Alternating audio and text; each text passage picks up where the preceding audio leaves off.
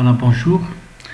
Nous revoilà en train de préparer une deuxième capsule pour le module maths appliqué et analyse du signal. Bien sûr, c'est pour le groupe AK18.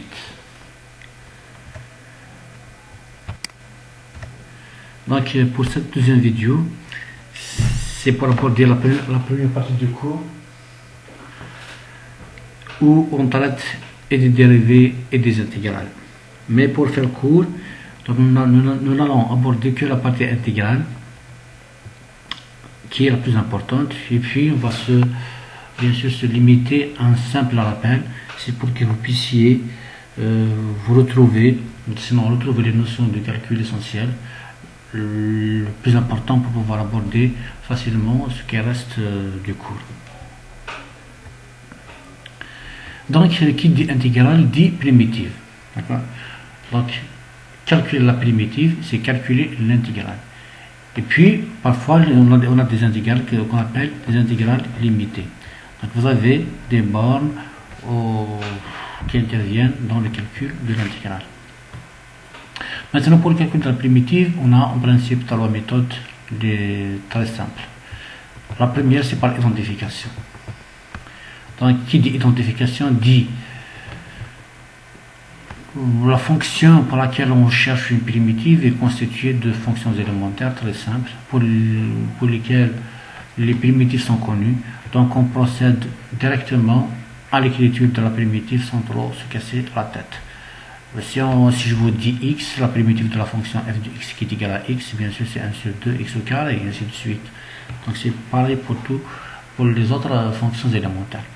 Maintenant, vous avez les deux autres méthodes qui sont très importantes. La première méthode, c'est l'intégration par partie, et la deuxième, c'est changement de variable. En ce qui concerne l'intégration par partie, donc vous avez, quand la fonction à intégrer est constituée de deux fonctions, est constituée de produits de deux fonctions, u' et v, donc vous avez cette expression-là qui vous permet de retrouver l'intégrale. Et puis cette expression-là, bien sûr, est développée au niveau du cours. Donc si vous vous rendiez au cours, vous allez voir comment cette expression-là est obtenue.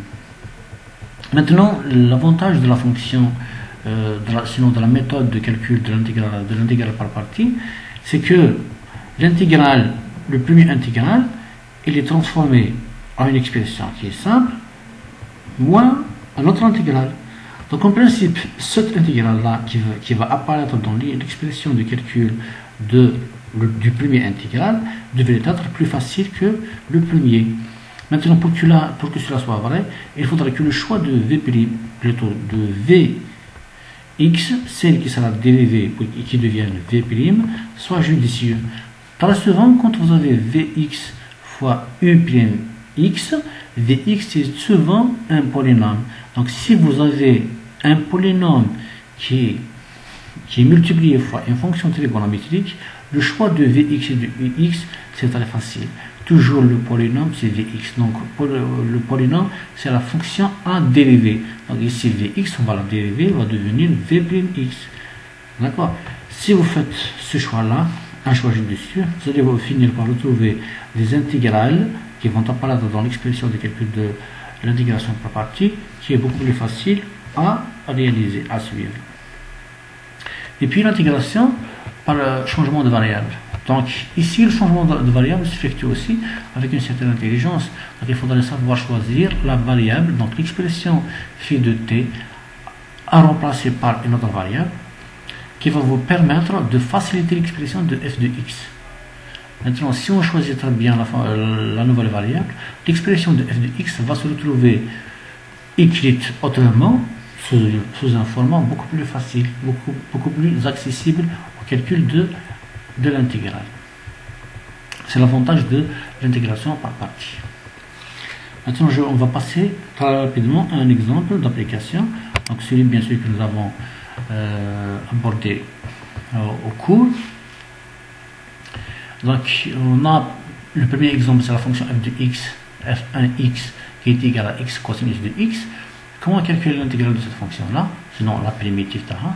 Donc, le calcul de la primitive revient bien sûr à procéder par partie. On a un polynôme qui est égal à x, qu'on multiplie fois une fonction trigonométrique. Maintenant, le choix dans la fonction à dériver, donc u, est facile. J'ai le u qui est la fonction dérivée, c'est l'expression du polynôme. Ici, c'est x. Donc, je prends u qui est égal à x, j'aurai u' qui est égal à dx. Déjà, si vous avez un dx maintenant, le reste de la fonction a disparu, est égal à 1. Donc, il n'est plus influent, ne va pas du tout influencer le calcul de l'intégrale qui va suivre, qui va rester. Donc, je disais que l'intégrale de f1 x dx, qui est celle-là bien sûr, je vais prendre u qui est égal à x, et puis v' qui est égal à la fonction trigonométrique. Maintenant, il ne reste qu'à appliquer la méthode de l'intégration par partie. Vous allez voir que l'intégrale de f1 de x est égale à x fois sinus de x, donc c'est x fois sinus de x, moins l'intégrale de sinus de x fois dx. Déjà, ça, c'est une intégrale qui est très facile. Maintenant, il ne reste qu'à, comme sinus de x, c'est une fonction élémentaire, donc on connaît son intégrale. Donc, c'est facile, je vais décrire f1 de x qui est égal à x sinus de x plus cosinus de x. C'est tout. Et vous avez la primitive. Donc, c'est l'intégration par partie. Elle nous a permis d'éliminer le x qui compliquait un petit peu la tâche du début. Donc, si vous avez une fonction x fois cosinus de x, c'est un peu compliqué à aborder comme ça. Il faut absolument passer par la méthode de l'intégration par partie. Et puis, des fois, il y a des petites astuces. Voilà. Maintenant, pour la deuxième fonction f de x qui est égale à exponentielle x cosinus x, là, comme vous avez dans les deux cas, c'est un produit entre deux fonctions trigonométriques, on sait que, par l'expérience bien sûr, que quand on intègre par partie deux fois, nous allons voir la réapparition de cette même expression-là dans la réécriture de l'intégrale.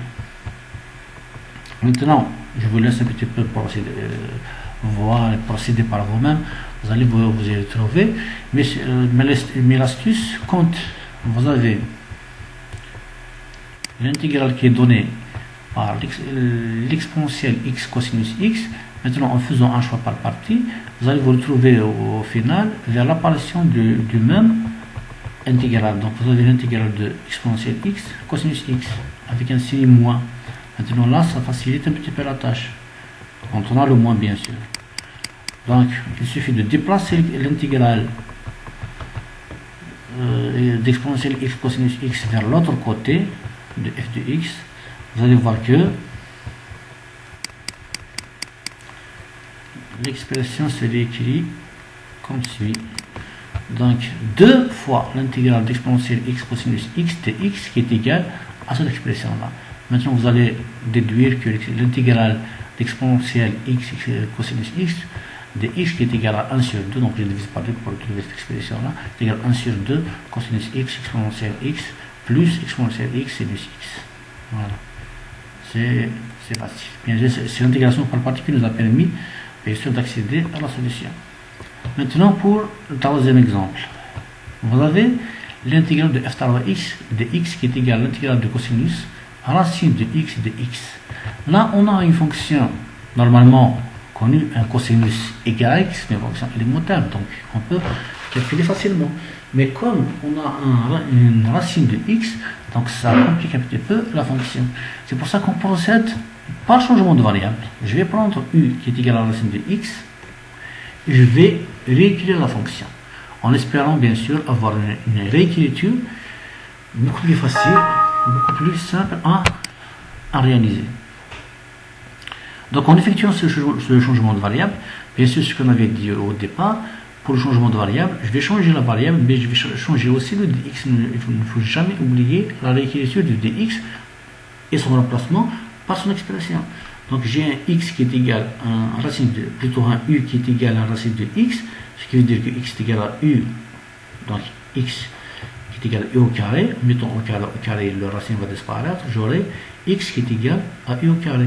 Donc dx est égal à 2u du.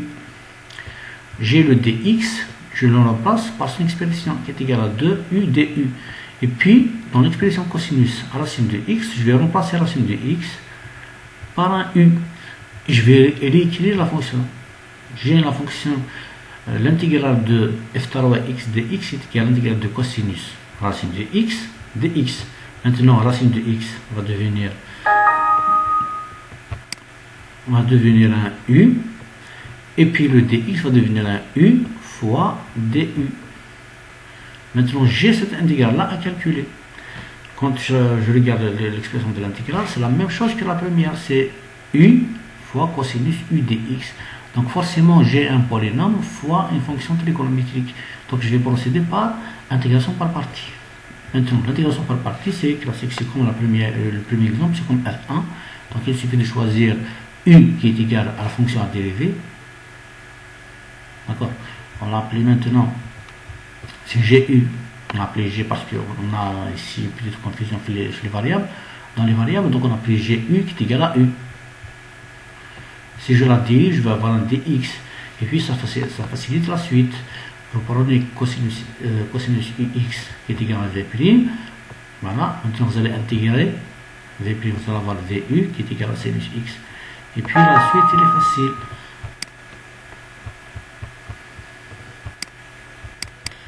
Vous allez faire intégration par partie, vous allez avoir votre intégrale qui est égale à celle-là. Puis on revient vers la première variable, donc u est égal à la racine de x. Donc je remplace ici le u par racine de x.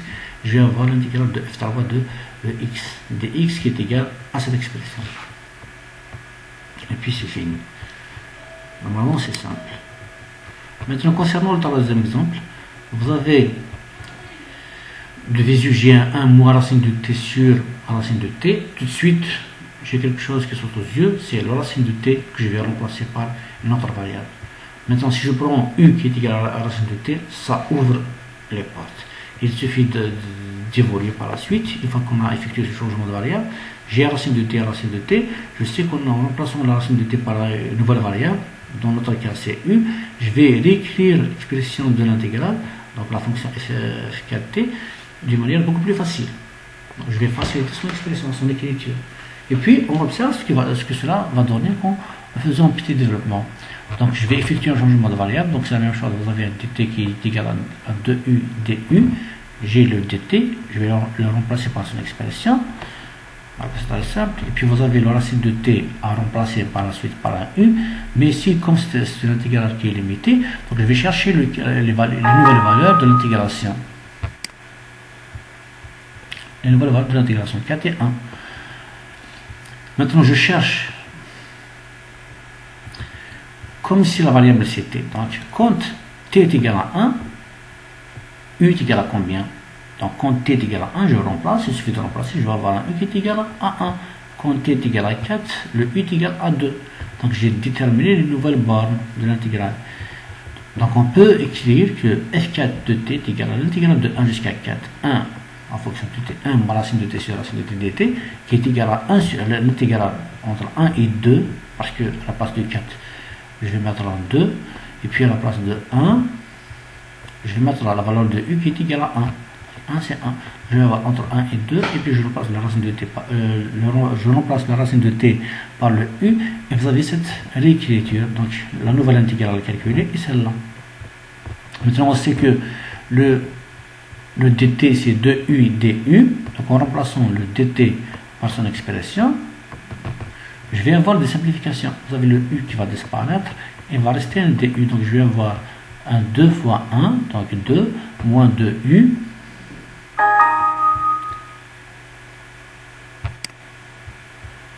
Le u qui est égal à l'intégrale de 1 jusqu'à 2 fois, j'ai dit 2 moins 2u fois du. Donc c'est une expression très facile. Voilà, c'est une fonction élémentaire. Et je vais écrire directement l'intégration, c'est 2u moins u au carré entre 1 et 2. Voilà. Maintenant, comme si elle est bornée, donc je calcule, je vais avoir une valeur donc, qui est égale à 1.